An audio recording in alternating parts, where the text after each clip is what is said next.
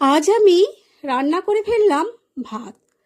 ভাতটাকে আমি আজকে কাগজের পাতায় দিলাম। ভাতটাকে দিয়ে দিলাম আর রেখেছিলাম সব রকম ভাজা। আজকে আমার বাড়িতে ভাজার মেলা বসেছে। আলু ভাজা, পটল ভাজা, বেগুন ভাজা, করলা ভাজা, সব রকম ভাজার মেলা। আর করেছিলাম মাছের তেলের তরকারি।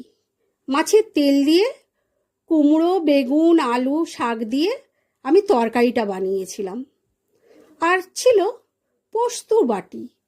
পোস্তটাকে আমি বাটি বানিয়েছিলাম, সেটাও দিয়ে দিলাম। আর ছিল মাছ ভাজা। আজকে আমাদের বাড়িতে বড় কাতলা মাছ এসেছে। সেই কাতলা মাছের পিসগুলো দেখেছো, সেইটার চ্যাকাগুলো আমি দিয়ে দিলাম, আর একটা লেজাও দিয়ে দিলাম। তোমাদের কার কেমন লাগলো জানিও। ভালো থেকো, পাশে থেকো প্লিজ।